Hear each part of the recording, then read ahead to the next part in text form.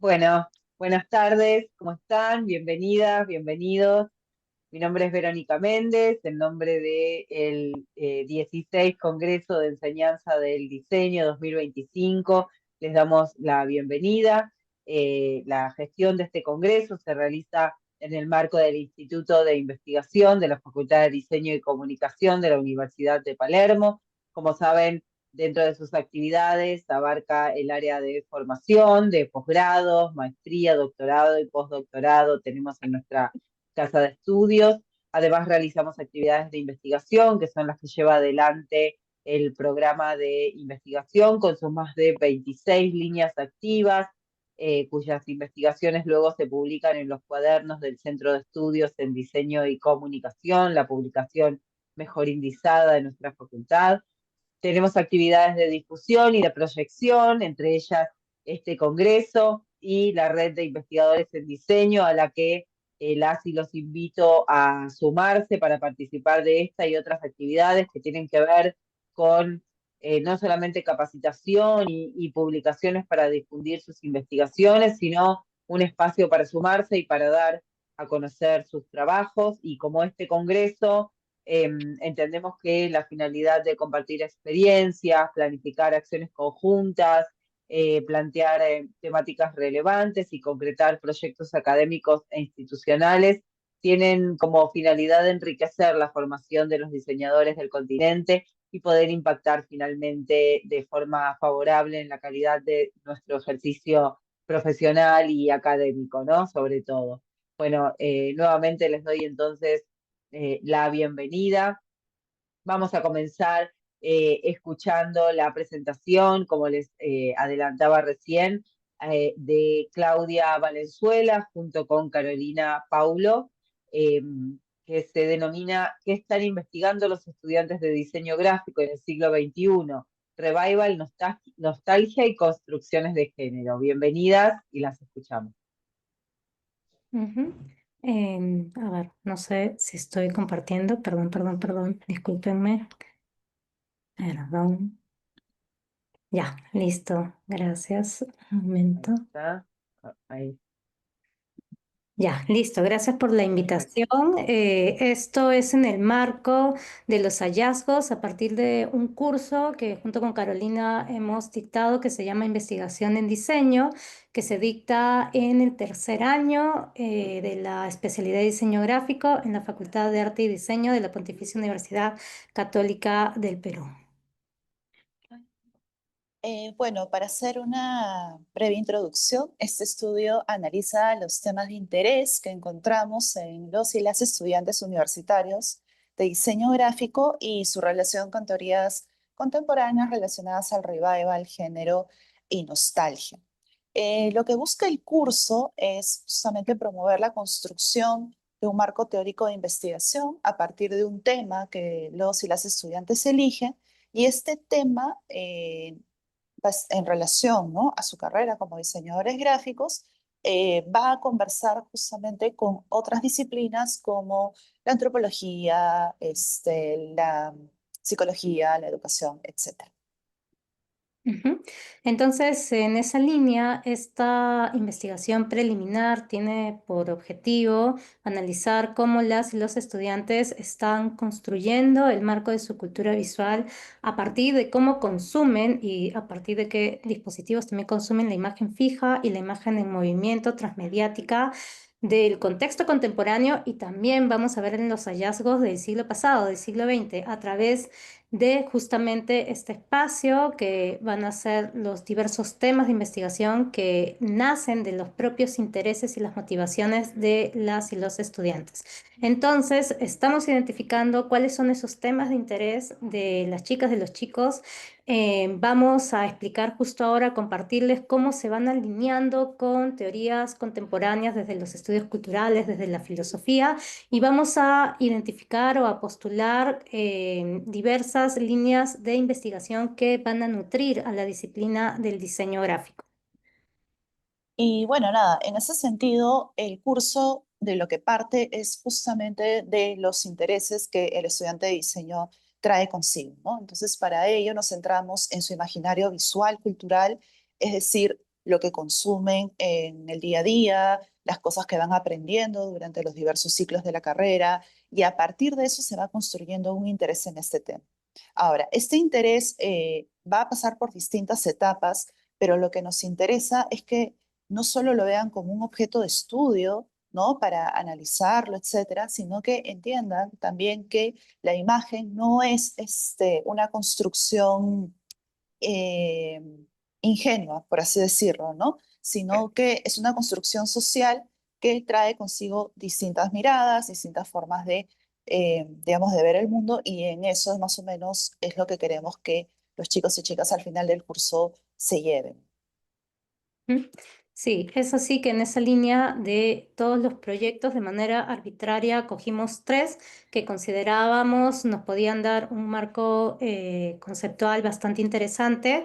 Y estos temas son además muy diversos, que partieron desde el análisis de una película Rodcom de los años 90, pasando por un videojuego, Rubber House, hasta una artista performance, un videoclip en realidad que está en redes sociales, en el YouTube, de una artista migrante bastante interesante que vamos a ver más adelante. Entonces es así que en este marco conceptual lo primero que hemos delineado son, por un lado, el concepto de género, feminismo y cyborg, y por el otro lado, el concepto de revival y nostalgia. Y un poco ya entrando, igual eso es de manera general, ¿no? Pero para esto nosotros nos hemos concentrado en 4 autores que también justamente fueron utilizados por las y las alumnas en sus investigaciones. Para esto tenemos a Bourdieu, donde se trabajó la idea del capital social, cultural y económico en relación a la moda. Y también el concepto de Haraway del cyborg, que justamente implica una figura que busca desafiar las categorías tradicionales de género, raza y clase, ¿no? El cyborg se entiende como un ser que está en un estado de entre o más allá. Ujú, ujú.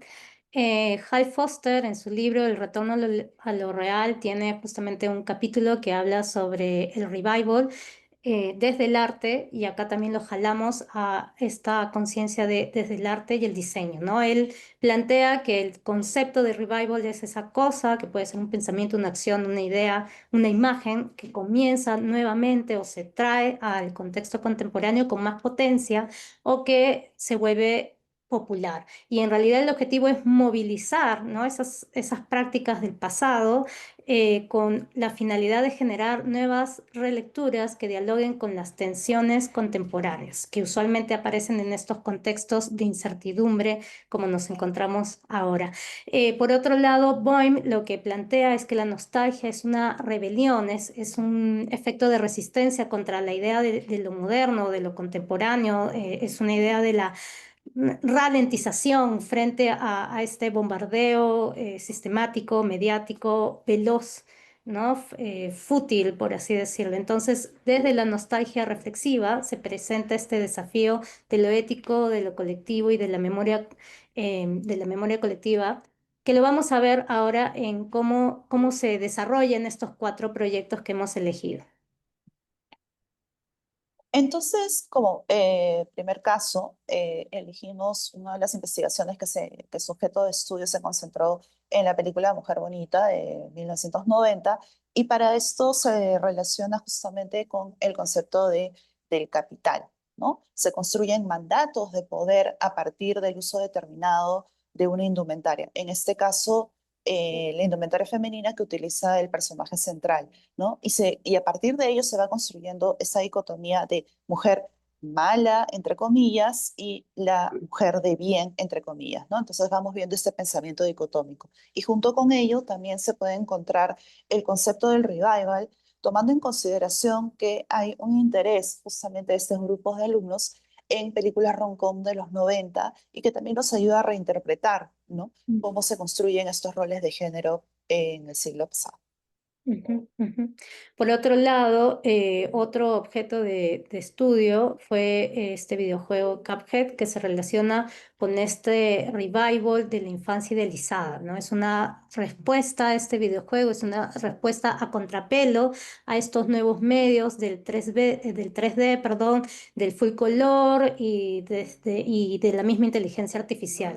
En esa línea de revival es una mirada de resistencia a no olvidar el pasado, ¿no? Es mantener desde la semántica, el dibujo, el color y las texturas de inicios del siglo XX, hablamos de 1920-1930. Y desde esta nostalgia restaurativa, Cuphead en realidad es un videojuego que responde a esa experiencia del movimiento lento, ¿no? A contrapelo de todo de esta industria cinematográfica del 3D y del full color. Es una experiencia de ralentización.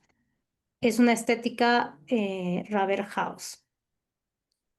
Y finalmente tenemos el caso de Arca, que con el video Rakata del 2021, aquí se explora el concepto de identidad mutante. Arca es una mujer transfemenina, migrante venezolana que vive en Europa. Y bueno, lo que se explora en este video, ¿no? Si vemos la diferencia con los ejemplos anteriores, ya estamos entrando en, digamos, en el campo, digamos, del siglo XXI, donde la tecnología empieza a jugar un rol muy importante, ¿no? Entonces acá vemos una construcción y reconstrucción de la resistencia al imaginario binario.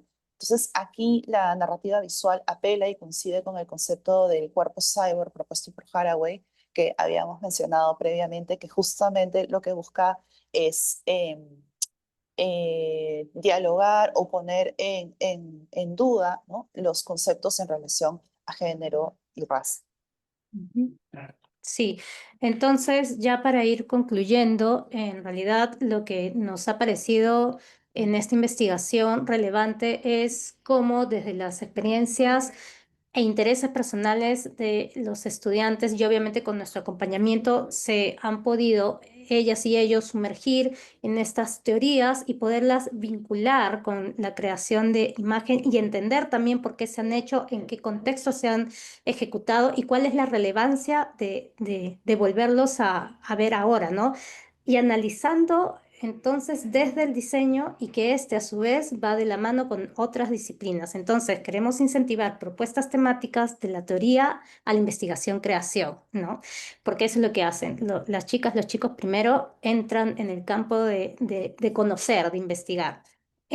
Por otro lado, también queremos promover que las y los estudiantes continúen con estas investigaciones preliminares, porque acá en realidad las chicas, los chicos no hacen necesariamente un producto de creación, pero ya tienen un marco teórico bastante amplio que en realidad les expande un montón sus propuestas para ejecutarlas más adelante en otros cursos. Entonces queremos promover que las chicas, los chicos sigan en estas líneas de investigación para sus futuras tesis y que finalmente sirvan de semillero para diversas líneas de investigación a futuro. Muchas gracias. Gracias. Bueno, muchísimas gracias. Realmente muy interesante y relevante esta mirada que nos comparten sobre hoy la cultura visual, ¿no? Bueno, muchísimas gracias.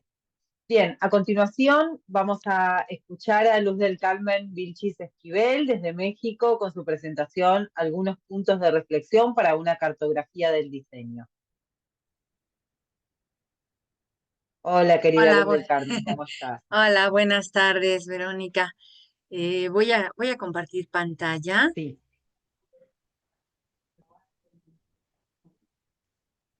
Ahí se visualiza. sí, a ver si lo podés poner en pantalla completa. Sí, sí, sí. Ahí está, Perfecto, muchas gracias. ahí está. No, al contrario. Gracias por la oportunidad.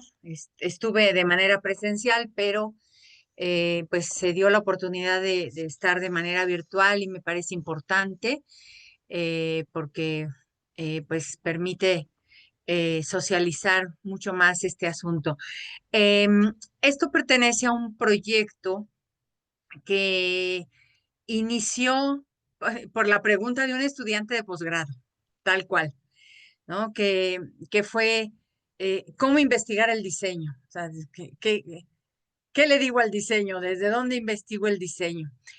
Porque en las licenciaturas, que es lo que en muchos países le llaman el grado, eh, resulta que primero se están titulando sin tesis, o bien si se titulan con tesis, las tesis son una suerte de tesina enfocada a hacer algún diseño muy puntual. Por ejemplo, el logotipo de alguna corporación, cuando mucho la identidad, el manual, pero no pasan mucho de esas situaciones. Entonces, cuando llegan a posgrado, encuentran esta problemática de qué investigar, ¿no? ¿Qué posibilidades hay en el diseño? Entonces, bueno, voy a tratar de ser breve en este asunto. Yo trabajo con ellos enseñándoles la mayéutica, es decir, el método socrático, que es indagar por medio de preguntas, como una manera muy creativa de formular en principio un objeto de estudio. Obviamente, pues las preguntas que planteamos al principio, pues son numerosas, y el asunto era, bueno, ¿cómo responder? ¿Desde dónde responder a estas preguntas? Y yo trabajo con ellos bajo los términos dialécticos que implican el concepto como la comprensión de términos muy específicos y la expansión de este concepto hacia la significación, vinculándolo con estructuras cognitivas muy precisas. Este es un modelo que yo tengo desarrollado, que es el modelo TIME, con el que yo trabajo con mis estudiantes, sus tesis de maestría y doctorado, y que bueno, me ha funcionado. Hasta ahora, pues todos han logrado titularse desde que trabajo este modelo, y que justo tiene que ver con la localización de un objeto de estudio y su vinculación con conceptos básicos. Puede ser un concepto o hasta dos conceptos básicos, y luego, como buenos diseñadores, pues tratan de aplicarlo a algún objeto circunstancial que se llama, yo le digo el pretexto, porque finalmente es como esta intención de que la praxis no se pierda en una investigación. De tal manera que trabajamos la idea como términos. Prácticamente estamos hablando de un vocabulario básico, del cual se pasa a un concepto y a su posterior materialización. Y esta es la parte dialéctica y objetiva de la investigación. Pero tenemos otra parte que es hermenéutica y que apunta a al término o al aspecto subjetivo del diseño y de lo diseñado, que tiene que ver con la explicación, su posterior interpretación y por último la comprensión del diseño o lo diseñado. Y aquí el asunto era, bueno, sí, entendemos todo el proceso, entendemos el proceso de investigación y luego, o sea, cuáles podrían ser las temáticas, ¿no? Y entonces de ahí surge este proyecto. Es un proyecto, es un magno proyecto, porque lo que empezamos a desarrollar, yo lo empecé a trabajar con ellos, se los empecé a preguntar, a plantear y a presentar, y ahí fue como, así como destapar la caja de Pandora, porque la idea de este proyecto, que ya está registrado y se está trabajando, es precisamente hacer una cartografía del diseño. Es decir, un mapa del diseño y lo diseñado de tal manera que cualquier investigador, no solo estudiantes, sino profesionales o docentes, puedan acceder a esto. Y tenemos así, aquí solamente estoy enfocándome en 10 puntos principales. No son los únicos, hay algunos más, pero me enfoco en los básicos, en los esenciales. Y parto del diseño de los tres grandes constructos que enfoca la disciplina, que son los mensajes, los objetos y los espacios. ¿Cuáles? Todos, ¿no? Evidentemente, todos aquellos que pues nos permiten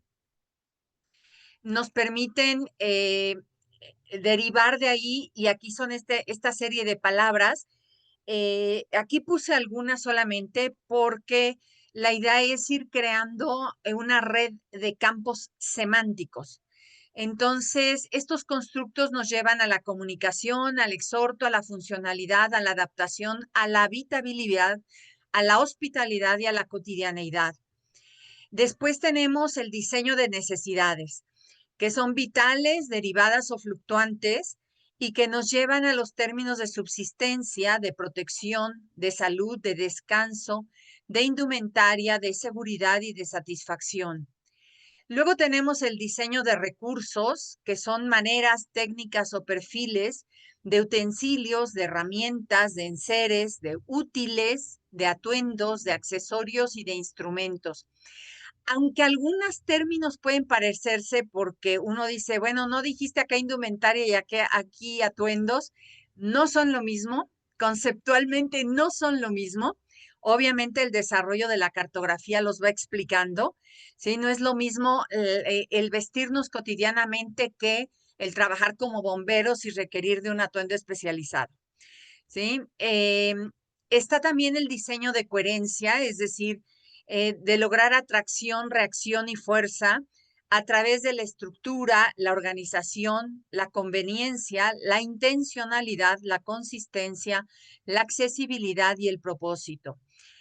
Definitivamente hablamos de que el diseño está enfocado en el bienestar, es decir, tanto en el confort como en la incomodidad y en el placer. Algunos de estos son antinomias, es decir, no podemos hablar de confort si no hablamos también de incomodidad. No todas las personas que conocemos y que estamos en este mundo trabajamos desde la comodidad. Cuando a alguien le faltan piernas, brazos o algún otro tipo de extensión de su cuerpo, estamos hablando de que parte de un término de incomodidad y requiere el bienestar para esa incomodidad. Entonces aquí hablamos de extensión, de movilidad, de ambiente, de interacción, de autonomía, de conducta y de estatus. También hablamos del diseño de circunstancias que se refieren a la autonomía, a la dependencia y a la libertad. De nuevo, aquí hablamos de una antinomia, ¿no? Por un lado está la autonomía y la libertad, pero también por otro lado está la dependencia. Y aquí está la autogestión, los valores, la religiosidad, el contexto, las costumbres, los derechos y las creencias. Definitivamente tenemos que hablar del diseño de identidad, que por un lado habla de igualdad, pero también habla de disimilitud. Aquí yo he tenido pues grandes disquisiciones en términos de que hablan de inclusión y yo hablo de diseño de exclusión y digo, a ver, es que no es lo mismo eh, el, el, el incluir que el excluir. Nosotros no podemos diseñar para una persona de 90 años sin excluir al resto de los seres humanos que tienen de 1 a 89 años. ¿Sí? Entonces, siempre va a haber alguien que esté excluido en nuestro diseño. Y aquí hablamos, por supuesto, en términos de otredad, de alteridad, de filiación, de diversidad, de documentación o documentar, de edad y de género. Está también los vínculos, de nuevo, es una antinomia, por un lado está el contacto, por otro lado está la escisión y los nexos que esto supone. Y aquí me refiero a términos de localización, de conexión, de virtualidad, de participación, de asociación, de enlace y de entendimiento. Está el diseño de expresiones, que se refiere a los lenguajes, a las señales y a las sensaciones. Aquí se incluyen el juego, la creación, el ritmo, el equilibrio, el deporte, el coleccionismo y el ocio. Y por último, de los 10 que presento aquí el día de hoy, están el progreso, la civilización y la involución, que tienen que ver con grandes categorías de comprensión del género humano, que son el arte, la educación, la historia, el conocimiento, el lenguaje, la urbanidad y la economía.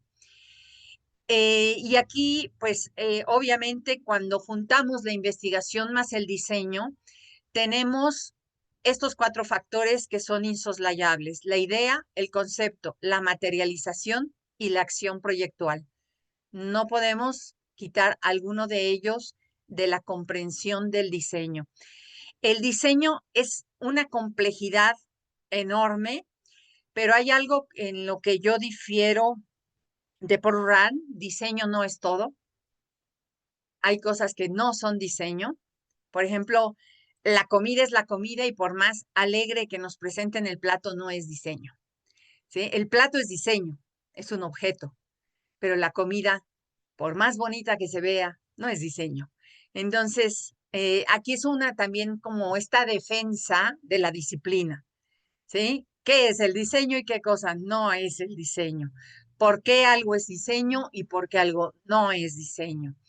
Y aquí pues presentamos los ejes de investigación, que son la investigación sincrónica, que son como las capas de lectura del espacio y la forma, es como el sándwich del diseño. Después tenemos las investigaciones diacrónicas, es decir, son los procesos proyectuales. Aquí hablamos de la horizontalidad y se asocian también a la temporalidad, por lo mismo, son diacrónicas, las otras son sincrónicas. Y tenemos las investigaciones sesgadas, que están relacionadas con las transversalidades, es decir, con todo lo que atraviesa el diseño y que no podemos evitarlo, que son la historia, la hermenéutica, la semiótica, la ética, pero las neurociencias, pero todos estos elementos que atraviesan el diseño y que le dan una naturaleza multidimensional y que nos permiten indagar vínculos, eh, vínculos que a veces no tenemos, de los que no tenemos conciencia y que en realidad afectan mucho los resultados del diseño y obviamente las condiciones de lo diseñado. Y luego, bueno, algo que no se puede evitar en cualquier cartografía social, sobre todo del diseño, no podemos dejar de lado aspectos muy importantes, ¿no? Que son, por ejemplo, los desafíos de la era digital, que están relacionados con la interacción, la innovación y la actualización, que es algo que se tiene que hacer de manera permanente, es decir, no podemos quedarnos de repente con que sabemos manejar una computadora, no, pero ¿qué es lo que sigue? ¿Qué es lo que sigue? ¿Por qué? Porque hay que diseñar desde la certeza de que lo que estamos haciendo corresponde al diseño y no a la tecnología. Y que no somos diseñadores de tecnología, no somos programadores, no somos ejecutores, somos diseñadores, ¿no? Y en esto el enfoque, obviamente, del compromiso es con el perceptor, el usuario o el ocupante. ¿De qué? Mensajes, objetos, espacios. Y ahí requerimos integración, comprensión e iteración, ¿no? Esta garantía de que realmente se ha profundizado en las necesidades y de que se han cometido los errores, pero también los aciertos para mejorar continuamente y optimizar la experiencia del usuario. Y en esto, pues, están estos factores que son de actualidad y que tenemos que tomar en consideración, que son el diseño social, el diseño colaborativo. Ya no es el diseño de hace 30, 40 años, que era un diseño individualista, en solitario, en el que la solitud era así como el asunto, y después tampoco este diseño emprendedor en el que, bueno, pues yo soy el ejecutivo, pero tengo gente que trabaja para mí, sino más bien hablar de diseño colaborativo, inclusivo, emocional, tecnológico y sobre todo, ético. Que le dé importancia a la sostenibilidad, porque sin planeta no hay diseño, sin planeta no hay materiales, no hay eficiencia, no hay circularidad y por supuesto no hay conciencia social. Si no pugnamos por la sostenibilidad en el diseño, ahí sí ponemos en peligro la disciplina. Yo no creo que la inteligencia artificial ponga en peligro el diseño, pero sí creo que es la sostenibilidad pondría en peligro no solo al diseño, sino a la humanidad. Y las estrategias para adaptar la investigación a los cambios son estas tres. Puede haber más, o sea, aquí estoy presentando las más importantes, las que considero más importantes, que son la disciplina, la integración y el aprendizaje. Estos tres puntos deben ser permanentes, constantes, y es algo que si como diseñadores y como investigadores del diseño no logramos desarrollar, pues en algún momento nos perdemos o hacemos algo que es muy común, sobre todo en las universidades, que es algo que se llama endogamia, es decir, tomamos un tema, nos apropiamos de él, lo desarrollamos, hacemos 100 artículos sobre lo mismo y le damos vueltas y vueltas y vueltas y ahí nos quedamos, ¿no? Es como enrelarnos en algo, ¿no? Como quedarnos en el mismo bucle. Y creo que el futuro de la investigación del diseño es adaptarnos a los desafíos, aprovechar las oportunidades que nos presenta esta era digital en la medida en que realmente los podemos aprovechar como recursos, no como condicionantes, sino como recursos. Y mediante este enfoque del pensamiento crítico, rizomático, es decir, orgánico, innovador y sobre todo socialmente responsable. Pues les agradezco mucho haberme escuchado. Perdón por la rapidez, pero bueno, yo sé que esto es un asunto de brevedad y de darle tiempo a los demás. Entonces, muchísimas gracias a todos.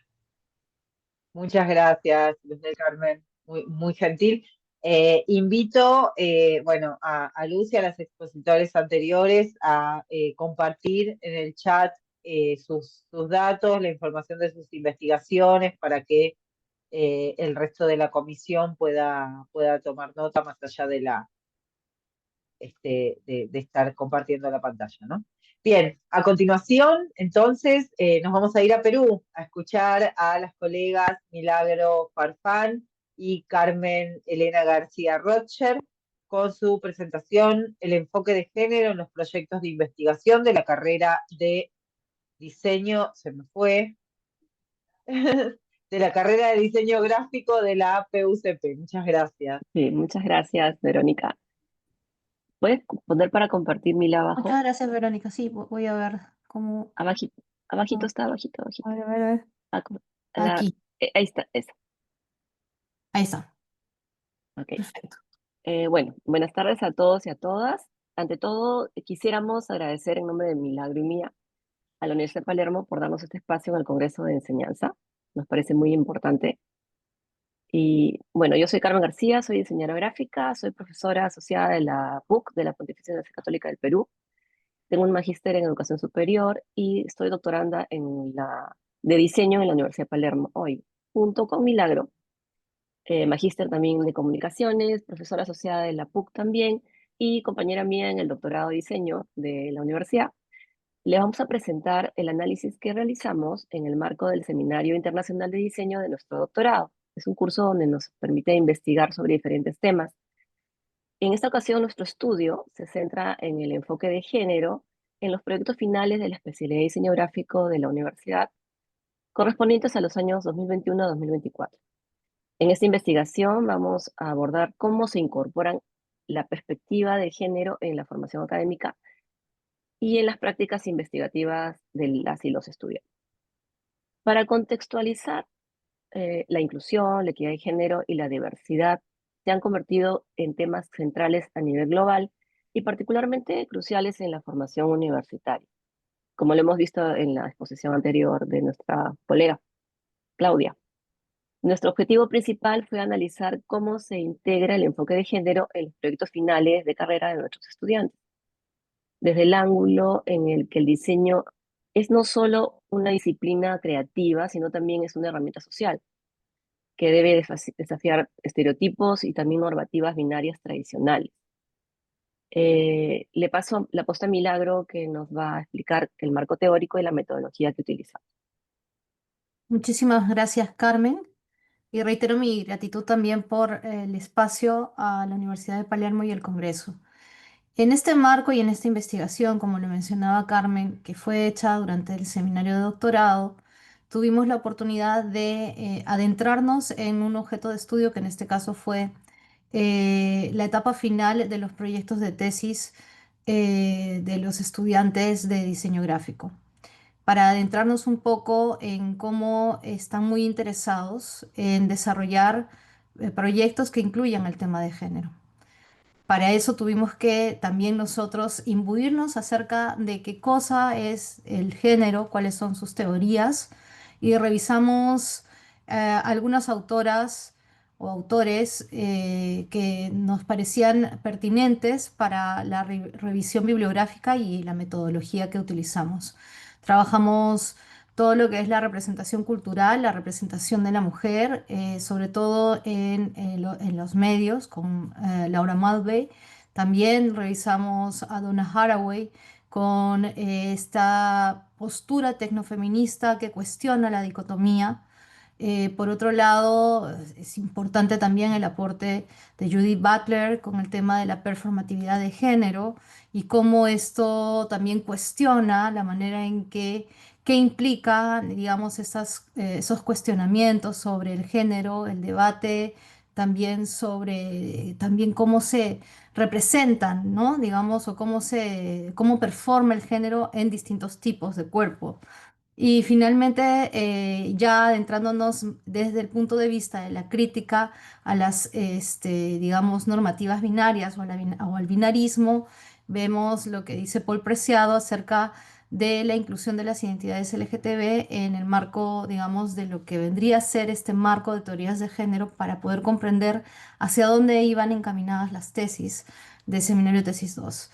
Y por otro lado, ya desde el punto de vista de nuestra propia investigación, tratamos de enmarcar qué pasa entre la educación universitaria y las perspectivas de género. Revisamos en este caso a Muñiz, hablando acerca de la educación inclusiva en el campo de la universidad, específicamente la inclusividad o el tema de género, a Quije y Zambrano, que desarrollaron también el tema de género como eje transversal en el marco de la educación, y a Urdaneta, que habla acerca de específicamente el género en el marco de la comunicación gráfica.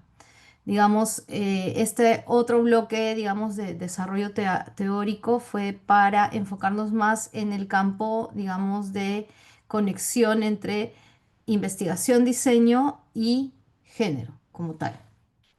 Por otro lado, esta decisión, digamos, de hacer esta investigación teórica de inicio nos permitió encontrar un diseño metodológico aplicado para esta presente investigación. Trabajamos un análisis bibliométrico que más o menos datan desde el 2021 al 2024, que es donde termina nuestra investigación, y nos hemos ido dando cuenta que cada año ha habido aún mayor interés de los estudiantes en tocar temas, distintos temas de género, y desarrollarlos en sus proyectos de tesis. Por otro lado, desarrollamos entrevistas cualitativas a docentes que llevan el curso de seminario de tesis, a estudiantes que llevan este curso.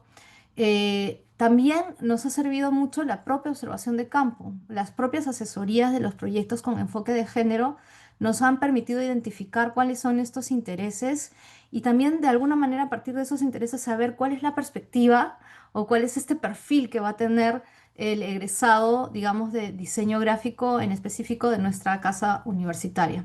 Desarrollamos encuestas a estudiantes, específicamente en el ciclo 2024-2, donde hacemos el análisis principalmente cuantitativo, y entrevista a Alejandra Bayón, que es una docente, activista feminista muy reconocida en el ámbito peruano por haber desarrollado varios, no solamente trabajos performativos de feminismo en general, sino también por dedicarse a la investigación académica con orientación en género. Esto es básicamente el marco tanto teórico como metodológico aplicado. Ahora vamos a dar paso a algunos resultados. Sí, en cuanto a la inclusión del enfoque de género en los proyectos finales de diseño gráfico, hemos observado que el 28% de estudiantes lo incorporaron efectivamente a sus trabajos. Esto revela todavía una participación aún limitada, ¿no? Porque del 28 al 100% pues es mucha diferencia. Pero entre las razones principales que se destacaron para la falta de formación específica de género durante la carrera fue un currículo con enfoque de género un poco restringido y la oferta predominante de cursos optativos en lugar de obligatorios, ¿no? Esto también dificulta un poco para que el estudiante tenga ese espacio donde pueda desarrollar estos temas. Además, desde la percepción del docente, se señala la necesidad de integrar bibliografía feminista y local, que no la tenemos mucho, lo que podría enriquecer la formación y fomentar una inclusión más profunda del enfoque de género. Entonces, el espacio donde se puede desarrollar todo este tema, existe, ¿no? Mila, ¿puedes pasar al siguiente, por favor? Eh, a pesar de las limitaciones actuales, la disposición de los estudiantes vemos que hacia el futuro es muy alentadora. El 83% está interesado en trabajar con el enfoque de género en sus próximos proyectos. Las experiencias positivas en los cursos y talleres enfocados en sensibilización y fortalecimiento de competencias demuestran que hay un terreno fértil por trabajar y por avanzar. Asimismo, también existe una demanda clara por cursos y talleres específicos que van a permitir aclarar y señalar un compromiso creciente hacia la inclusión y equidad en la formación profesional, que tenga esta perspectiva del enfoque de género dentro del diseño gráfico. ¿Puedes pasar a la siguiente? Acá hemos tomado algunas citas de algunos estudiantes para darle voz directa a ver qué cosas es lo que opinan y esto va a reflejar tanto su aprendizaje como los retos percibidos en el enfoque de género. Por ejemplo, una estudiante comenta que el enfoque de género a ella le ha enseñado a crear diseños más inclusivos, evitando estereotipos y reflejando la diversidad para que todos se sientan representados. Otra señala que aunque el tema es amplio y la terminología puede parecer cambiante o radical, es fundamental no distanciarse y mantener la apertura al diálogo. También hay una estudiante que expresa que es importante reconocer que las diseñadoras gráficas mujeres no siempre son valoradas ni reconocidas, un estatus que debe cambiar para lograr una equidad real. Finalmente, otro estudiante valora la amplitud del conocimiento que les aporta las perspectivas de género para enriquecer el diseño gráfico y proyectarlo hacia futuras generaciones. Ahora Mila nos va a hablar sobre los desafíos identificados y las propuestas de mejora. Sin duda, yo creo y hemos identificado que a pesar de que dentro de la universidad, como institución, como marco, digamos, de la facultad y de la especialidad en diseño, los estudiantes todavía siguen identificando que, digamos, no encuentran los recursos adecuados para poder desarrollar estos proyectos. De los encuestados, el 50% identifica que los trabajos o digamos los recursos de apoyo para desarrollar este tipo de temas son insuficientes. Sin embargo, el 40% indica que es adecuado y el 10% indica que son muy adecuados. Es decir, si hacemos una revisión es como un 50-50 en términos de lo adecuado o lo inadecuado como recurso o como background necesario para desarrollar proyectos con enfoque de género, al menos dentro de lo que se ha identificado en la especialidad de diseño gráfico. Por otro lado, entonces esto nos hace entender que es necesario, es importante transversalizar el enfoque de género en la propia facultad y específicamente en nuestra especialidad de diseño gráfico. Es importante construir este enfoque transversal sólido, alejándonos un poco de estos enfoques o de este impacto, digamos, del patriarcado o del machismo en la producción académica, tal como lo señalaba también una de nuestras estudiantes, ¿no? Que incluso hay esta mirada con quienes están haciendo, quienes producen, digamos, academia y cómo se está produciendo la academia. En ese sentido, las propuestas para mejora serían las siguientes. Por un lado, se ha identificado incorporar el enfoque de género como eje transversal, ya lo había mencionado, de manera, digamos, obligatoria dentro del currículo de todas las asignaturas. O al menos tener dentro de la malla curricular obligatoriamente un curso que permita identificar esa mirada transversal que tiene el género. y cómo esto podría dar posibilidades, digamos, a hacer proyectos más inclusivos, como lo están desarrollando los propios estudiantes, incluso de manera autónoma, porque lo están haciendo proyectos de investigación con perspectiva de género sin incluso tener, digamos, estos cursos o estos recursos necesarios para su proceso de investigación. Por otro lado, sí es importante, y esto lo dice en nuestra investigación, nuestra entrevistada Alejandra Bayón, dice, es importante tener en cuenta una bibliografía académica con perspectiva de género, incluir autoras locales, pero también hacer una suerte de equidad, ¿no? ¿Cuántos dentro de nuestras bibliografías, a cuántas investigadoras mujeres ponemos, a cuántos investigadores hombres ponemos? Hay una cuota también, a quiénes consideramos, ¿no? Y cómo son esas voces y cómo también, digamos, hacen academia y teoría. Por otro lado, es importantísimo generar estos espacios para la discusión. Tratar de encontrar espacios de reflexión, talleres, espacios aplicados en donde se pueda hablar acerca de cómo el diseño puede desafiar estereotipos.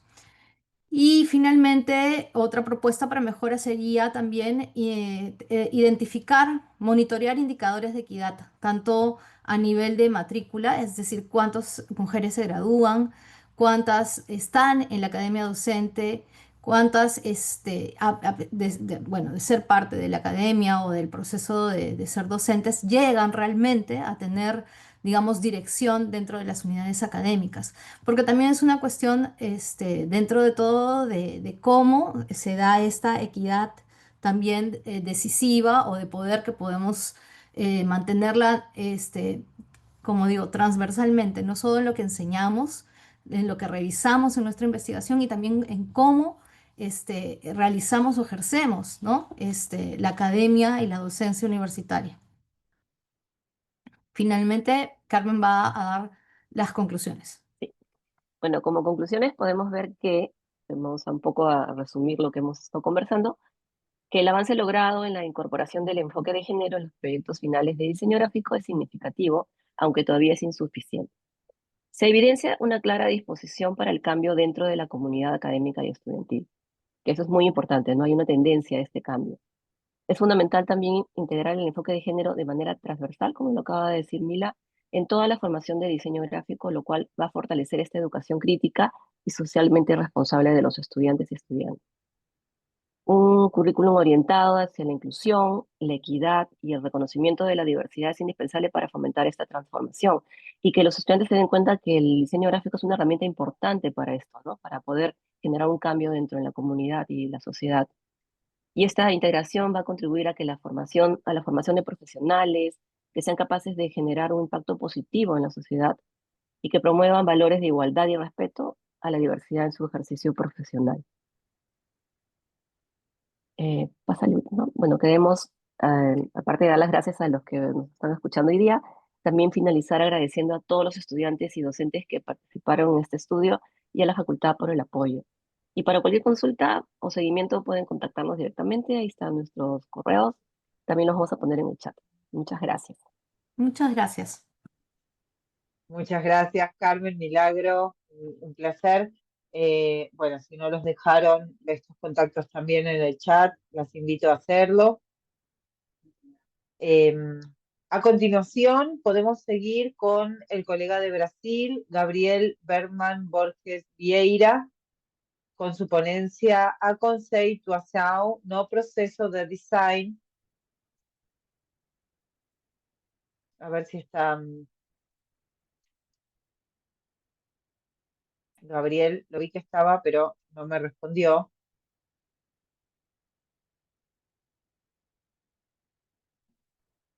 Bueno, esperamos un minutito y mientras tanto yo ya le avisé a Carolina que podía seguir. Así que ahí te busco tu presentación. Bueno, mientras buscamos a Gabriel, vamos a seguir con entonces Carolina Vázquez y su presentación, La geometría como elementos básicos de la forma en el diseño, perspectivas desde Husserl y Hilbert.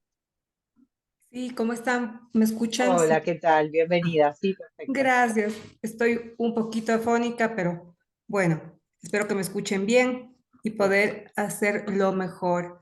A ver, ahora quiero compartir. Vamos a compartir acá.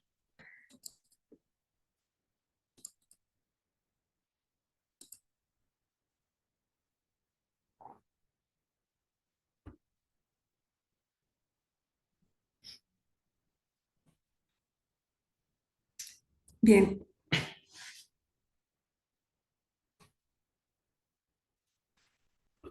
Se demora un poco.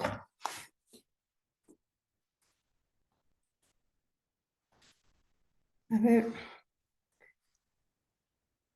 Bueno, primero quería, este, bueno, hablar, ¿no? El tema es la geometría y la No te forma. preocupes, Carolina, ahí está cargando, ¿eh? Quédate tranquila. Ay, ya, qué bueno. Sí, sí, sí. Sí, lo que pasa es Ahí que ya sé. Sí, a veces. sí, sí, no, el lunes tuve una exposición también, una ponencia, pero no pude hacerla, no pude compartir. Bueno, acá ya se ve. Quizás si Sí, pudieras poner en pantalla completa y si no lo vemos así, como vos estés más cómodo. ahí, Ahí, perfecto. Excelente, cuando quieras. bien. Entonces, bueno, primero yo al hacer este trabajo, exposición, eh, ha ido tomando varios títulos, pero obviamente con el mismo, con el mismo fin, ¿no? Y sin salirse de lo principal que es estar dentro de los estudios de la geometría que propone Hilbert y también desde una geometría desde Husserl. El tema es la geometría y la forma como elementos constitutivos de lo primitivo en el diseño, perspectivas desde Husserl y Hilbert. Yo también había visto un trabajo de una profesora, se llama Carolina Weber, me parece. Ella es profesora, me imagino, de la Universidad de Palermo. El tema de ella es diseño, el punto, la línea y el plano. Me pareció súper lindo, lamentablemente no pude asistir porque no sé, no, me parece que algo, me equivoqué en los horarios o alguna cosa pasó. Y si no fue eso, es porque era un workshop. Y yo, lamentablemente, como estoy en Ecuador, no pude asistir. Pero me conecté un poco, bueno, no con ella, pero sí con el tema, ¿no? Porque es el punto de línea y el plano, y ella también está utilizando esto, ¿no? Esto tan básico que es la geometría. Bueno, eh, vamos con la presentación del PP. La importancia y justificación. Bueno, este trabajo es importante porque presenta un espacio de estudio de la geometría, un recordatorio de que la geometría siempre está en el diseño. Eh, y obviamente yo lo estoy tratando desde las perspectivas de Husserl, que es eh, un, un teórico y geómetra muy parecido a Gestalt, y también desde Hilbert, que es igual otro alemán, y excelente en la explicación, digamos, pues de una geometría más básica, euclidiana, y también obviamente la no euclidiana, porque él ya es de otro siglo. El objeto, significación y sentido son lo apreciable en la geometría en los dos casos. La continuación de la realidad del pensamiento inicial, que puede, bueno, es que es utilizada para percibir la forma, el color, esta parte de la humanización del objeto, que es lo que nos lleva a las analogías y lo que permite desarrollar las antropometrías. Una pregunta básica sería, ¿para qué sirve la lectura de la geometría teórica? Uy. acá. ¿Para qué sirve una lectura? ¿Para qué sirve una lectura de la geometría teórica en las conceptualizaciones del diseño? Entonces todo esto quedará explicado con toda la exposición, ¿no? Porque ¿para qué sirve la lectura de la geometría teórica en las conceptualizaciones del diseño? Entre los objetivos, la enseñanza del primitivo en el arte, como ese choque entre lo exterior y lo interior, que va generando todo lo nuevo, toda percepción nueva, toda innovación, etcétera. Junto a las geometrías descriptiva y trascendental, que está dentro de la lógica de Husserl, lo descriptivo y lo trascendental, y lo espacial y lo dinámico, que son las geometrías de las que estudia, los conceptos de geometría que plantea Hilbert, que, bueno, están relacionadas con la forma básica y con los fractales, para ya ir de una geometría euclidiana a una no euclidiana. Y bueno, desde todo esto, desde perspectivas estéticas que tengamos para ir construyendo ese diseño, ¿no? La síntesis de la obra constituye una configuración figurativa y también cromática. Bueno, la hipótesis podría ser que desde el romanticismo idealista se puede pintar para sí mismo o se puede diseñar para sí mismo desde esa parte, digamos, primigenia de la comprensión, de las percepciones estéticas. También tiene que ver con la parte heurística, como ya había mencionado otra profesora, la profesora Luz del Carmen, tiene bastante que ver con esto, con lo heurístico, y obviamente con esto de no entender ese desenvolvimiento, digamos, o esa parte artística que puede tener un diseñador, un arquitecto, un matemático, un biólogo, no sé, pero esa parte de tratar de construir que refleja sí un tipo de ego, pero que no, o sea, que es algo constructivo, ¿no? Desnaturalizar las formas reales para llegar a ese suprematismo de la línea que va a contraposición de las líneas orgánicas, esto refiriéndose a una suprematización de la línea, pero por el objeto, vaya, por la forma básica como tal, y por no ser tan definido. O sea, es como recordar esos dibujos o esos trazos o esas formas, las primeras formas que podemos ver, por ejemplo, no sé, en artefactos de culturas primitivas o de culturas, no sé, ancestrales o de culturas precolombinas y así. E igual, en la cultura asiática, por ejemplo, hay muchas cosas que se ven bastante minimalistas, pero son súper antiguas. La lógica de lo formal direccionada a la enseñanza de forma conductiva, específica y uniforme. La lógica trascendental en la elección de instrumentos para transmisión y perduración de las ciencias en su estado más puro, es decir, tener un direccionamiento en cuanto a como estaban estaban manifestando otros profesores, de tener o de buscar esas bases teóricas, esas bases bibliográficas para reforzar ese conocimiento en el diseño, o sea, que todo el tiempo sea de esa manera para que no pierda, digamos, de cierta forma su condición de ser un espacio para la indagación, de ser un espacio para la reflexión, de ser un espacio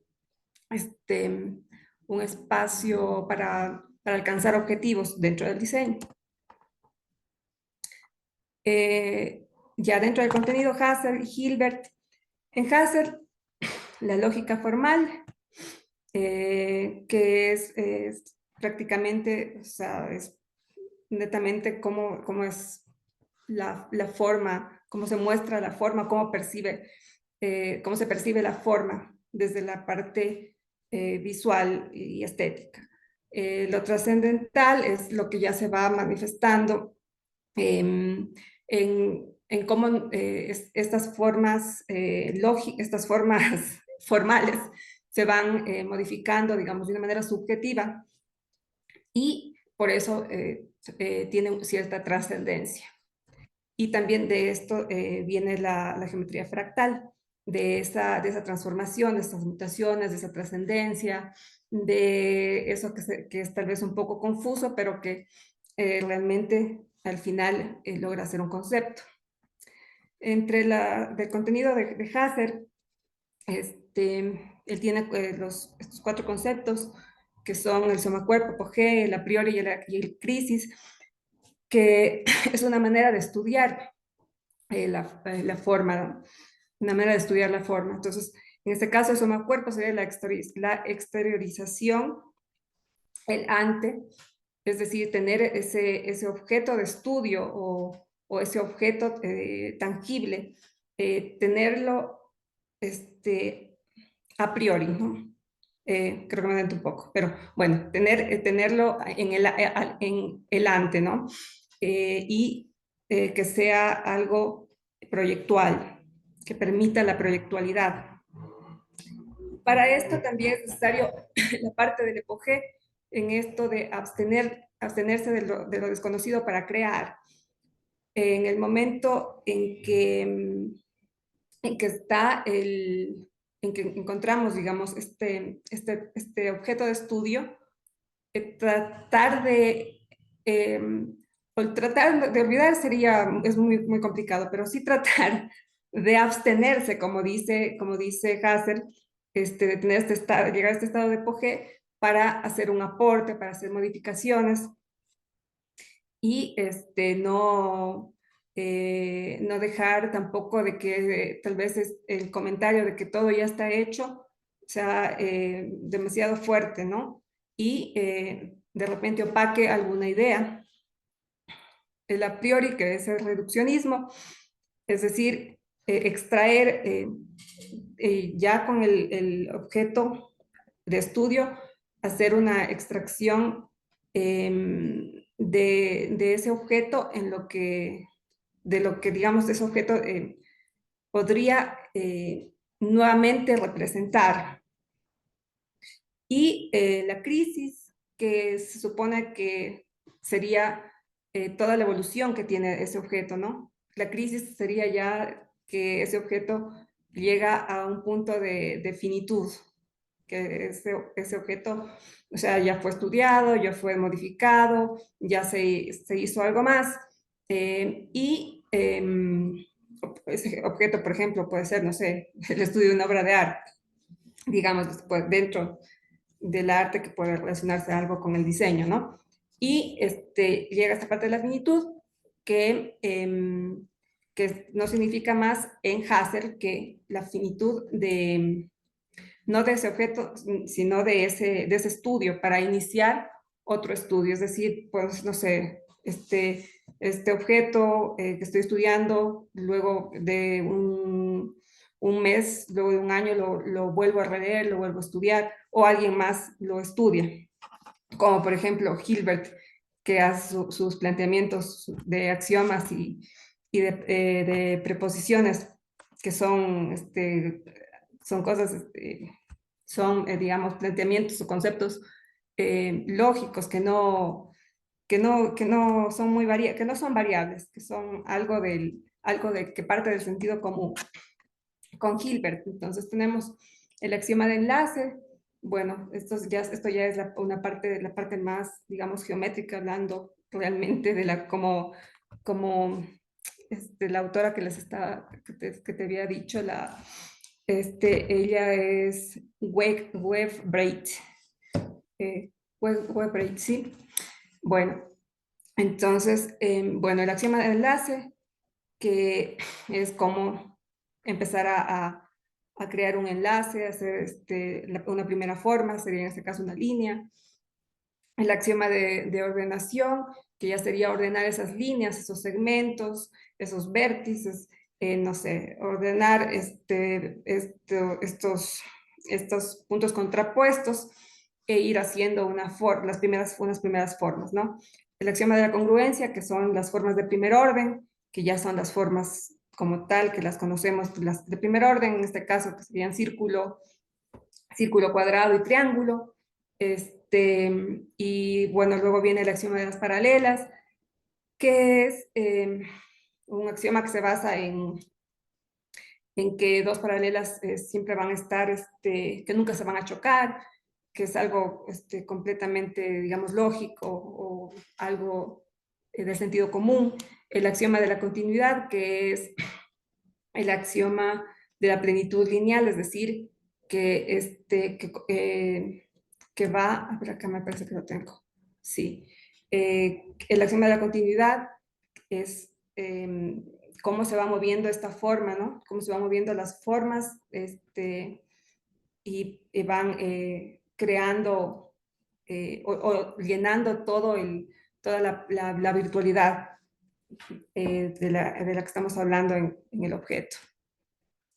La independencia del axioma de las paralelas, que ya sería una geometría no euclidiana, ya cómo estos axiomas se van,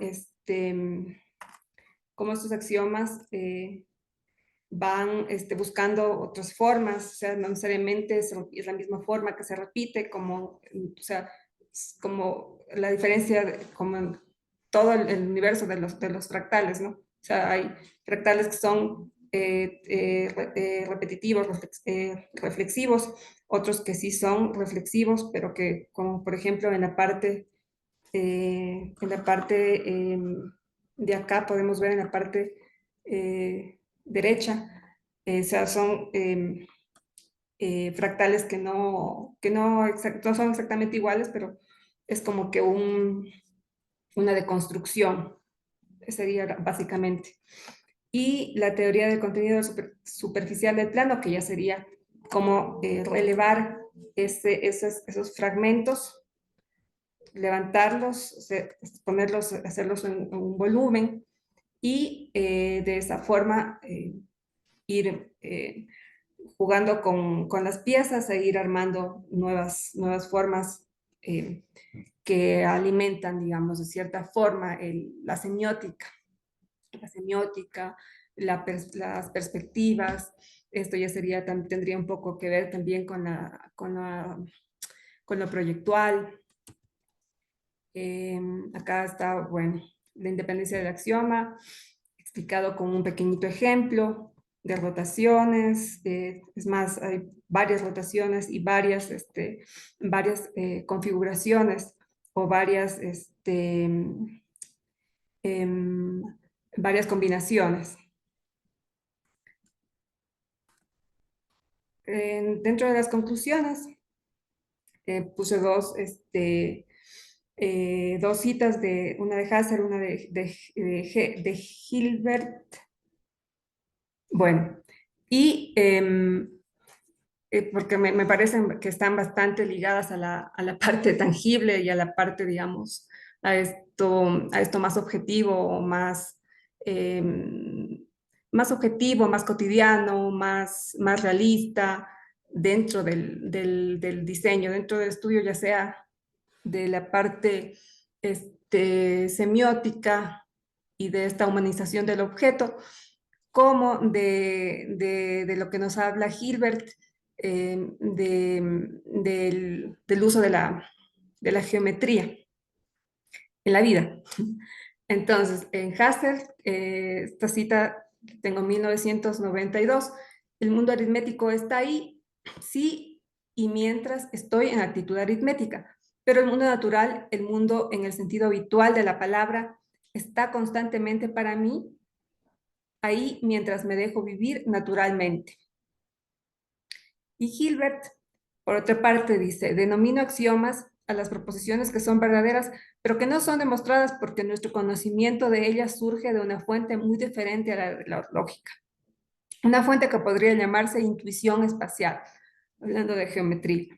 De la verdad de los axiomas se sigue que no se contradicen entre sí.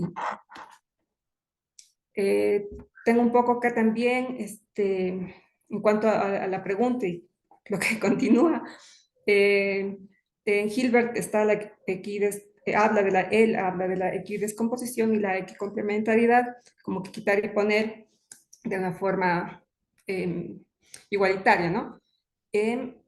Y de esta manera se puede ir formando a partir de una forma básica, de la deconstrucción de esa forma básica, de las fragmentaciones de esa forma básica, para hacer una nueva forma. Y Husserl, en su geometría descriptiva, bueno, dice, ¿no? Lo formal en el sentido creacional y condicional de la originalidad, y lo trascendental como el valor de la geometría fractal y el fenómeno de crear, que es algo muy, muy bonito que dice. Bueno, acá hay unos ejemplos, el superior de Frank Stell, vaya, el que tiene acá prácticamente, bueno, lo que Frank Stell hacía es resaltar bastante el uso del material y que es muy importante el material para desde ahí partir con la propuesta. Entonces estamos... Carolina, ya vas redondeando. Bien, sí. Gracias. Sí, sí, y finalmente me parece, bueno, acá está la bibliografía y bueno, por acá había algo de Rothko. Acá esto es de Husserl, uy, se me fue el nombre, se me fue el nombre. Bueno, en fin, acá lo importante es que, bueno, la semiótica se debe a variaciones del contexto, en algunos casos inevitable, parte del habitacional de un cuerpo o materia, y bueno, que es, la verdad es pues que hay que agradecer bastante a todas las personas que han hecho todo este estudio de la geometría, que es una rama de las matemáticas, que por mí te puedo decir, yo sí le tenía bastante miedo al ser tan, no sé, tan, ¿cuál sería la palabra? No sé, algorítmica. Pero sí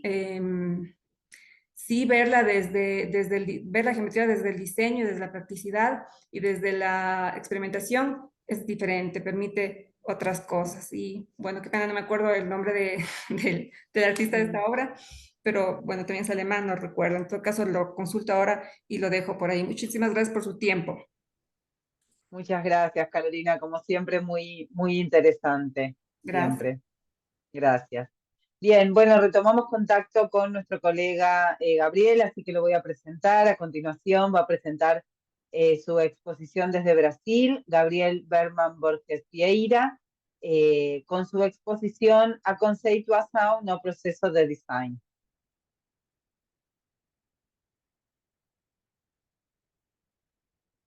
A ver, Gabriel, tenía un problema técnico, me dijo, así que espero que se haya recuperado.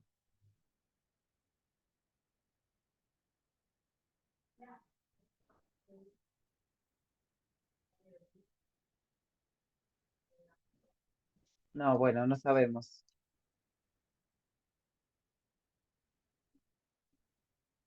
Bueno, seguimos.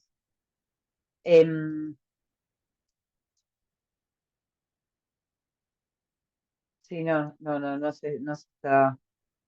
se está pudiendo conectar. Bueno, sigo entonces con el colega Santiago Osnaya Valtierra desde México. A ver si ahí estás. Ahí está, Gabriel. A ver si ahora sí te podés. Ahora sí. Ahora sí. Bueno, Bueno, te escuchamos cuando quieras iniciar y después seguimos. perfeito. Ah, nosso trabalho, eu falo Brasil, Rio Grande do Sul, Caxias do Sul, Serra Gaúcha, e nosso trabalho é sobre a etapa de conceituação no processo de design. Apresento esse trabalho junto com um colega, professor Gustavo Posa, Eu sou o Gabriel, eu sou doutor em design pela Universidade de Caxias, Federal do Rio Grande do Sul, mestre em design pela Unicinos também, aqui do estado do Rio Grande do Sul, e sou docente no curso de design da Universidade de Caxias do Sul, onde eu trabalho também em parceria com o professor Gustavo. Professor Gustavo, doutor em filosofia? Isso. Fique à vontade, Gustavo. Boa tarde. Eu sou doutor em filosofia pela Unicinos, mestre em filosofia pela Universidade de Caxias do Sul, e eu sou coordenador dos cursos de fotografia e de produção audiovisual, cinema na Universidade de Caxias do Sul, colega do professor Gabriel. A nossa proposta tem como base de pensamento a ideia de que o design, por si só, está ligado à construção de conceito, sentido e essa questão comunicacional das intenções de projeto que partem desde o problema de projeto, da identificação do problema, a todas as etapas posteriores de geração de ideias, criatividade, definição, especificação. Então, nossa proposta de trabalho é refletir sobre a etapa de conceituação, a construção de conceito ao longo do percurso de um processo de design. Entende-se como processo de design essa sequência de etapas, fases e diferentes abordagens que englobam variadas metodologias ou métodos projetuais. Então, como processo, é aquilo que é comum às diferentes abordagens, que envolve a definição ou identificação do problema, as especificidades ou as derivações do problema, especialmente geração de ideias, a escolha da melhor alternativa e aí a sequência de tarefas de detalhamento de processo. Obviamente que a ideia de problema em design é um tema por si só que daria para abordar num outro estudo. A nossa visão é que um problema de design, ele envolve um pensamento do projetista do design. Ou seja, não é qualquer problema que é um problema de design, mas quando um designer está debruçado sobre um problema, obviamente ele vai completando, ele vai interagindo sobre o problema, e esse pensamento do designer frente ao processo acaba criando essa nossa ideia de processo de design.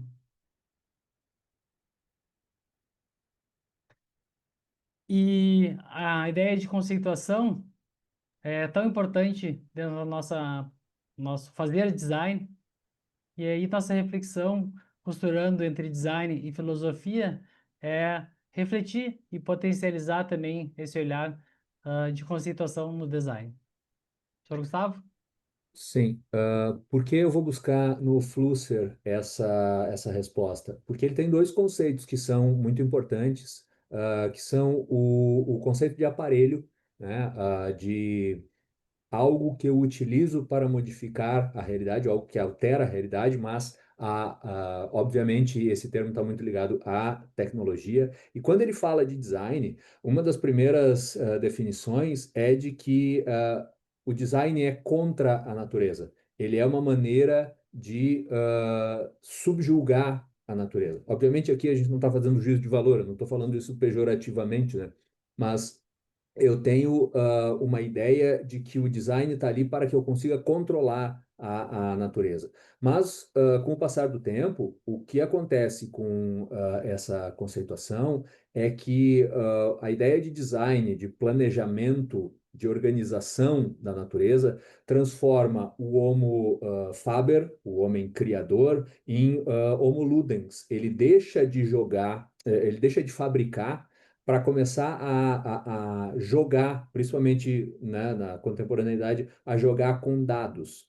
Isso faz com que o conceito de design saia de uma ideia de design contra a natureza, e ele passe a ser uma ideia de resolução de problemas dentro de ambientes. E aí, segundo Flusser, ambientes programados. Por que que isso é importante na conceituação? Porque quando a gente fala de um conceito de design que passa por esse caminho, eu tenho que lembrar que esse resolver problemas dentro de um ambiente já programado, me dá a ilusão de liberdade, né? Lembrando de novo que uma ideia ontológica de design é essa junção da arte com a técnica, com a tecnologia. Então, se eu tenho um processo criativo, eu tenho um processo criativo que acontece dentro de uma metodologia, então, dentro de restrições metodológicas, né? Essa ideia de liberdade na criação do design, ela vem dentro das possibilidades que me são dadas pelo meio. Então, voltando à ideia de aparelho do Flusser, se eu vejo o design como um aparelho, eu preciso iluminar essa caixa preta, eu preciso entender esse processo para que eu possa realmente criar fora dessas possibilidades que me são dadas pelo ambiente, pela programação do ambiente, para que eu possa realmente criar usando um método, mas sendo livre na criação para resolver problemas que são do ambiente em que eu estou, por mais programado que seja, que eu estou inserido, eu preciso iluminar para que o designer faça com que o design trabalhe para ele e não, como vai alertar o Flusser, ele seja um funcionário daquele aparelho. Isso aí, Gabriel. Então, dando sequência nessa nossa apresentação, a etapa de conceituação no processo de design pode ser entendida como um estágio, uma fase, né? Basicamente, que se constrói os fundamentos teóricos, simbólicos e funcionais da solução para um problema, como o professor Gustavo estava refletindo. E esse elo entre a análise do problema e o desenvolvimento de soluções é o momento chave de síntese criativa e a construção de sentido potencializada. Nesse mesmo olhar, a etapa de conceituação é quando o designer começa a formular respostas ou possíveis leituras, interpretações para o problema, trabalhando com linguagens verbais, visuais, culturais, entre outras, para estruturar sua visão, a visão do projetista, do designer, frente a todos os desafios que são colocados.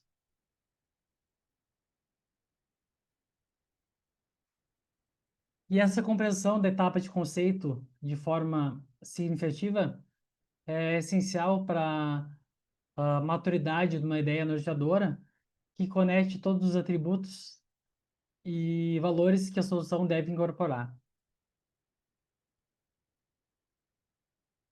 A etapa de conceituação, por mais que aqui a gente esteja falando como uma fase, ela não é uma fase isolada, ela é um processo que é desmembrado em diferentes etapas, mas que nesse trabalho a gente organizou como um modelo, como um marco importante para essa etapa de definição do conceito estruturante. Que a partir dali são geradas alternativas à parte mais criativa do design. Em síntese, partindo da compreensão do problema de projeto e de todos os elementos que compõem o problema, de acordo com diferentes abordagens de metodologias de projeto ou métodos projetuais, nesse processo de conceituação, fica evidente a importância da criação e definição do conceito estruturante como resposta inicial ainda a esse problema, para a posterior exploração criativa do conceito estruturante e derivações, criações de novos conceitos a partir desse conceito inicial, né, estruturante, para, ao final, ter a expressão conceitual do resultado. Aqui a gente chama de conceito de design a ideia de DNA, identidade, qual é o propósito maior de criação que embasa todo o desenvolvimento projetual. Professor Gustavo?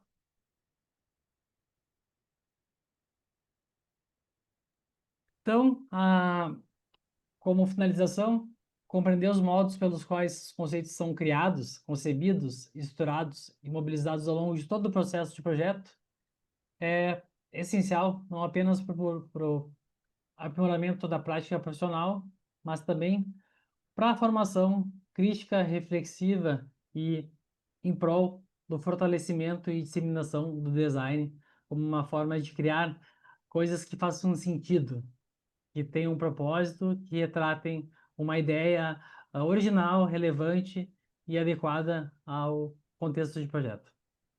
E aqui eu quero chamar a atenção para o ponto reflexivo, né? Fazer essa conexão do design com a filosofia é fundamental exatamente para que se entenda o porquê do processo, que a metodologia não vire simplesmente um processo limitador, né? Um processo que seja aplicado sem que se faça a reflexão necessária sobre o porquê se está aplicando, né? E retorno à Flusser para que a gente não seja simplesmente um funcionário daquele processo, a gente não faça só aquilo que o processo espera que eu faça, e sim que eu possa iluminar aquela caixa preta para fazer coisas que são realmente livres e inovadoras, porque pensadas para fora dessa limitação desse programa que nos é disponibilizado. Assim encerramos nossa apresentação. Agradeço a Muchísimas todos presentes gracias. y deixo meus contatos ahí. Sí, perfecto. Muchas gracias a los dos. Les pido, me interesa particularmente la investigación, si pueden trasladar sus contactos al chat, así también luego podemos seguir, obtener este material. Es realmente, sí, muy importante. Bueno, a continuación vamos a ver si está disponible el colega Santiago Oslaya Valtierra desde México. Hola, buenas tardes. No sé si me Hola, escuche. buenas. Sí, te escuchamos. La presentación es el método aristotélico y el quehacer del diseñador. Sí, bueno, pues me siento muy afligido porque he tenido muchos problemas para estar en mi aparato y compartir la presentación y hacerla de manera correcta, pero incluso estoy en un aparato prestado, pero Ah, ok. no quise desaprovechar comentar de qué se trata la propuesta, porque además nosotros enviamos el microensayo y esperamos que este se pueda publicar y entonces poder compartir ya de manera más amplia el trabajo. Entonces, Sí, seguramente. Sí, pero te escuchamos. A ver lo que puedas compartir va a ser igualmente muchas gracias. muy valioso. Entonces, hago la presentación. Bueno, el título ya me hiciste favor de compartirlo, el método aristotélico y el quehacer del diseñador. Entonces, este es un trabajo que hemos venido madurando y creemos que a través del escrito que ya digo que hemos compartido, aterrizamos, nosotros sentimos que aterrizamos de una manera muy rica la propuesta, y la propuesta se encuentra referenciada en el método para la construcción de un discurso acorde con las ideas teóricas de Aristóteles. Pensamos que extrapolar los términos aristotélicos al ámbito del diseño es una situación posible, pues es decir, el diseño, es también un discurso que bien puede ser gráfico, textil, objetual, entre otros, y es que el diseño, al igual que el discurso oral, tiene como una de sus prioridades persuadir y comunicar.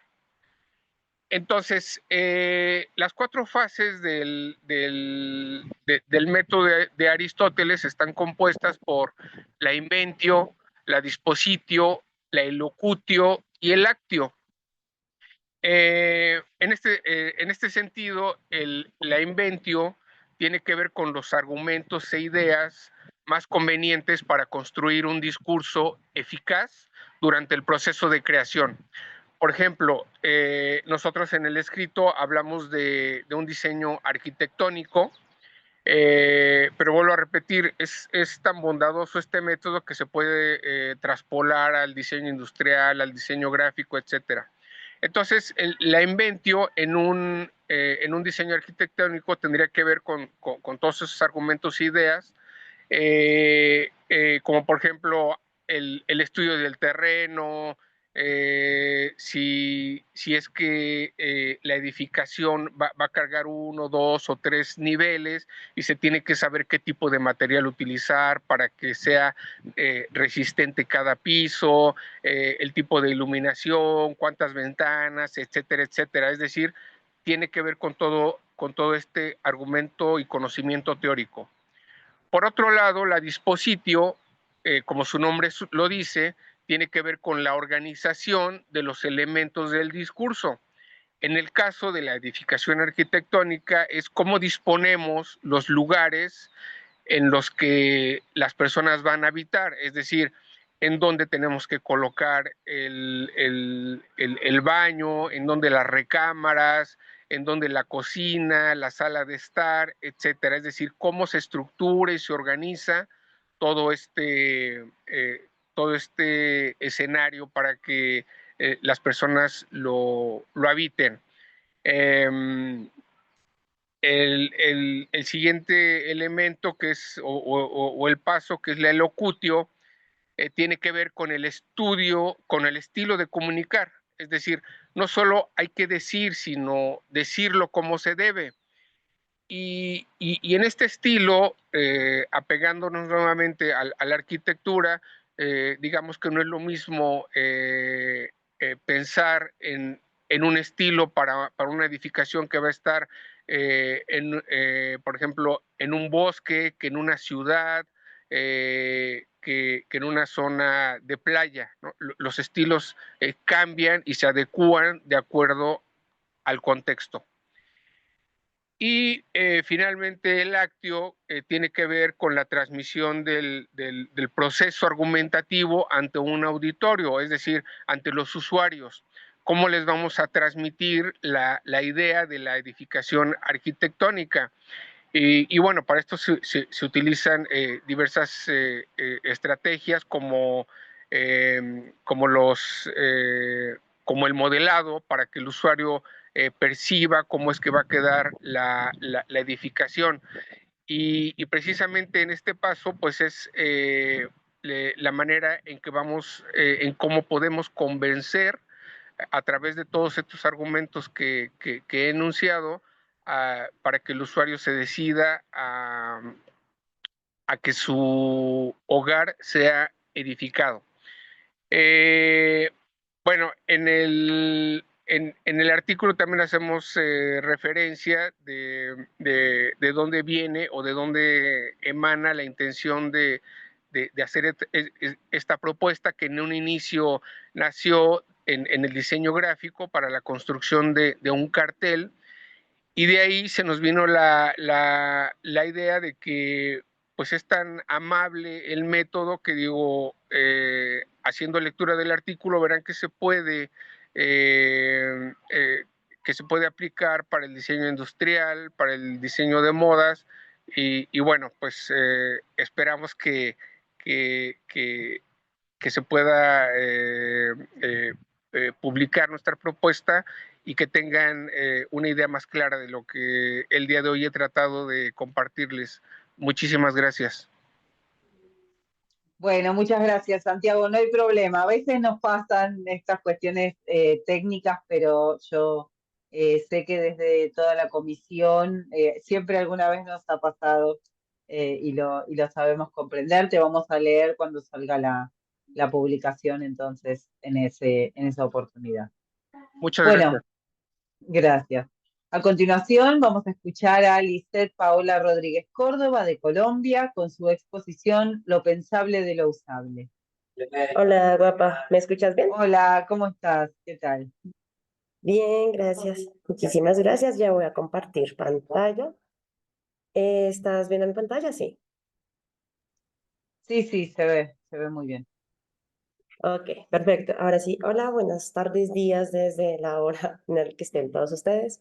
Me presento, mi nombre es Paula Rodríguez, soy líder de investigación del programa Diseño de Modas de acá de la Universidad EXI, les hablo pues desde Bogotá, Colombia, y hoy les vengo a presentar como una serie de reflexiones que he estado desarrollando dentro de mi proyecto de investigación que busca justamente esta idea de dónde surgen los procesos de creación en el sistema moda y luego el papel que estamos teniendo los diseñadores frente a esto. Estas pequeñas reflexiones fueron un poco de lo que salieron de una investigación que se realizó el semestre pasado de lo pensable y lo usable, es decir, de qué es lo que nosotros pensamos al momento de diseñar, crear y portar vestuario. ¿No? Entonces, pues aquí como haciendo como un poco la introducción de lo que voy a hablar de las industrias creativas y culturales en el papel en el que está la moda, el concepto de moda, el diseño de moda como tal, como un oficio, y la moda en la expresión, como expresión cultural de nuestra identidad. Hay un chiste que yo practico muchísimo y es dentro de las disciplinas del arte y la creación. A veces el diseño de modas quedamos como la niña bonita, en el cual estamos únicamente haciendo vestidos y no es únicamente eso. Entonces, aquí la moda empieza a tener como un papel un poco más fuerte en función de estos proyectos interdisciplinarios en los ecosistemas creativos, en el cual no solamente nos vamos a parar en torno al marco de producción, sino decir, hey, nuestra carrera, nuestro hacer como oficio, desde dónde se puede conectar y qué está haciendo el diseñador de moda contemporáneo justamente para entender estos valores simbólicos, sociales y culturales y qué sistemas de valoración estamos teniendo ahorita. Porque claro, ahorita en tiempos contemporáneos no se puede medir la moda o el portar un vestuario como una única ejecución de necesidad de cubrir el cuerpo desnudo, sino hace una completa extensión de lo que es la construcción de identidad y todo lo que está pasando a nuestro alrededor contextual. Entonces, pues aquí se basa un poquito como la investigación en todo lo que corresponde el ecosistema creativo y los sistemas de valoración, que eso es algo que a veces se obvia en algunas disciplinas, pero para el diseño de modas, aunque no se logre permear de manera directa, se queda un poco alejado de los sistemas de valoración en función del concepto, en función del simbolismo, en función de los valores históricos y culturales que puede estar permeado el atuendo, tanto a nivel colectivo como a nivel individual. Entonces, esta investigación surge básicamente de una gran pregunta y es cómo se valoriza la moda, ¿sí? Más allá de los valores económicos. Entonces, en las industrias creativas y culturales tenemos como este modelo de los círculos concéntricos de Crosby, que nos habla justamente como de estos círculos que nos hablan de nuestros conocimientos, digamos, de origen, nuestros núcleos fundamentales, cómo es la industria cultural y cómo esta industria empieza a fortalecerse hacia como los sistemas productivos. La industria de la moda está en los sectores productivos, vista desde la lógica de Crosby como un mecanismo propio de la producción, ¿sí? Sin embargo, aunque esto es interesante en función de los sistemas de valoración, él ofrece como 7 niveles de valoración que la moda no solamente los está viendo en el último nivel de este círculo concéntrico, también lo podemos ver desde los núcleos de origen, es decir, por los oficios del sastre, la modista, desde el oficio del bordar. Entonces, desde ahí empezamos a ver que la moda no solamente pertenece a este círculo, sino que también puede permear los propios núcleos de nuestros ejes culturales. Entonces, aquí pasa algo que es muy interesante, que la moda puede que lo haya hecho desde hace muchísimo tiempo, ya como creadores, desde Rose Bertin hasta, digamos, los creadores contemporáneos, y es toda esta lógica de producciones pensadas en las lógicas de valores expresivos, ¿sí? No únicamente como con el deseo único de vestir a personas bajo sus necesidades, sino decir como creadores qué valor expresivo podemos estar desarrollando. Entonces, Crosby nos presenta estos niveles de valores expresivos que tenemos como del más legible hasta el más difícil de obtener, que es como los valores estéticos. Entonces, cómo valoramos que una pieza es estética o no es estética en función digamos, a unas características puntuales del objeto. El valor espiritual, entonces, cuando cargamos de elementos espirituales un elemento en nuestro vestuario que estamos portando. El valor social, entonces, cómo permea este objeto de manera simbólica en nuestro contexto. ¿Mm? El valor histórico, entonces, qué pieza de representación puede llegar a tener X o Y elemento, eh, sabiendo como toda esta carga histórica que puede llegar a tener, el valor simbólico, entonces, todos los valores que están digamos, arraigados a los símbolos, a lo simbólico, a todo lo que nosotros podemos estar cargando de manera consciente e inconsciente, y pues el valor de autenticidad, ya cuando uno dice, esta pieza corresponde a este creador. Entonces, digamos, en paralelo con Trosby, aquí pasa algo muy interesante que nos ofrece la industria de la moda, y es, si uno lo mira desde el único acto productivo, que está muy bien, uno dice, ok, puede que el escenario de los valores expresivos no sea de nosotros, pero si lo vemos desde la óptica de cómo se conceptualiza y cómo se diseña una colección de moda, esto empieza a permear junto con los imaginarios colectivos y toda esta idea de lo deseable en función del vestuario, que a veces pasa a ser como un segundo plano, porque como les decía al inicio de la charla, la industria de la moda muchas veces en estos escenarios académicos se queda como la prima bonita que hace vestidos bonitos, cuando no, nosotros podemos tener diálogos en función de cómo estamos creando moda y qué estamos transmitiendo con estos mecanismos de moda. Entonces, como con esto es que como que surge esta idea de proyecto, que sale la pregunta, ¿cómo se valora la moda y los procesos de creación en la misma? Porque no es solo el valor económico, no es la intención de los diseñadores de moda contemporáneos, que ahorita se vuelven multidisciplinares, es como salir con la idea de generar gran empresa, pero ok, eso es un valor productivo. ¿Qué pasa con los valores simbólicos? ¿Qué pasa con los valores expresivos? Y cómo la moda está desarrollando estos nuevos espacios como de diálogo en función de decir la moda y todo lo que corresponde al cuerpo vestido, el vestir como tal, el lenguaje textil, cómo está empezando a participar en estos nuevos escenarios.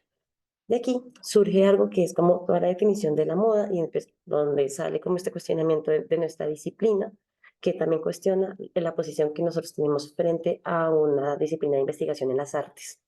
Porque si uno lo mira, investigaciones en moda se van o a la parte histórica o a la parte contextual o se va a casi diseño textil. Hay como que muy pocas en función de moda, del pensamiento de moda, aclaro, como de cómo estamos fluctuando nosotros la disciplina como tal, más allá de la evolución propia de la producción. Entonces, básicamente esta investigación que aún estoy desarrollando, pues busca entender eso, qué es lo que realmente pasa por la cabeza de las personas que están creando moda y cuáles son esos elementos o variables que a veces tenemos que tener en cuenta para entender lo que las personas de manera aspiracional desean, o sea, nuestros públicos, no es decirles como, esto es lo que viene en tendencia, no, o sea, ya no es como pasaba hace unos años que era la tendencia es esta y esto se va a poner, sino, hey, ahorita con nuestros múltiples estilos y múltiples identidades, ¿cómo está fluctuando la moda a esas necesidades de estas personas y estos mercados contemporáneos?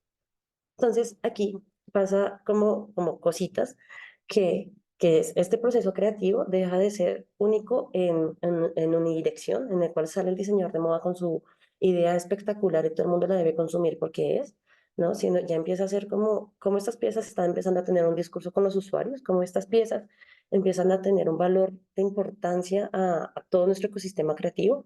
La moda como un lenguaje no verbal, porque definitivamente, y eso lo comparto con Siemens, la moda en nuestro vestir como tal es nuestro primer canal de comunicación no verbal. La moda, el vestuario, nuestro vestir nos hace sentir identificados por eso a veces, según el usuario, las personas logran vestirse según su estado de ánimo, según lo que desean hacer.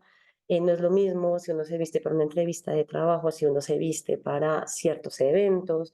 Entonces, la moda empieza como a moldear como todo este sistema de comunicación no verbal, pero que de alguna manera empieza a alimentar lo deseable dentro de cada individuo. ¿M? Y pues como estas reflexiones que se generan a través del vestuario. Esto me deja como que la moda, más allá de un proceso creativo, se convierte en un proceso de profunda reflexión con el portador, con las personas que están trabajando de la mano y como con todo lo que está saliendo de esta industria, que a veces les digo que queda como alejada de estos discursos de academia, porque no se logra concebir las cosas que pasan acá en nuestro laboratorio interno. O sea, si ustedes alguna vez han tenido la oportunidad de estar en un laboratorio de moda que tenga las líneas completas, es una locura. Los procesos de investigación, los procesos de abstracción, los procesos de empalme, los procesos de entender el usuario. Luego viene toda esta arquitectura del proceso de patronaje, producción y demás. Llegar al público final y que esta persona logre identificarse en la idea, en el concepto, es mágico. todo lo que pasa en esta industria es mágico. Y si uno se pone a analizarla desde la parte académica, siento que se puede llegar a establecer procesos muy creativos con resultados tangibles que empiezan a ser válidos en un sistema de valoración dependiendo del usuario en función de lo deseable de cada círculo comercial. Entonces, aquí, como que para poder entender todo este tipo de fenómenos que les estoy hablando, hay que tener como una conexión, bueno, hay que tener una muy fuerte. Se espera tener una conexión con el pasado, con los hitos históricos, porque esa es la manera en la cual la moda se alimenta, que logra hacer, pues, sabemos que la moda es circular. Entonces, empezamos a entender que elementos visuales que fueron muy trascendentes para una época, los empezamos a traer nuevamente y empezamos a ver cómo las personas empiezan a conectar dentro de lo individual y lo colectivo para empezar a crear nuevas ideas y nuevos hitos en la industria de la moda. Entonces, la elección de paletas textiles, de siluetas y demás, a veces se concibe que son decisiones completamente arbitrarias de cualquiera de nosotros que pertenecemos como a este sistema, pero realmente se hace como un análisis de empalme en función de lo que las personas están deseando vestir, están deseando portar. Si nos damos de cuenta, las tendencias a veces suelen estar como diseñadas para satisfacer públicos específicos, pero no todas las tendencias, digamos, como que aplican a todos los públicos. Se tiene la errada idea de que una tendencia es única, ¿no? De hecho, fluctuando en el mercado tenemos muchísimas tendencias y públicos diferentes, y ahorita la industria de la moda está empezando a entender estas múltiples identidades que se logran tener en un solo individuo.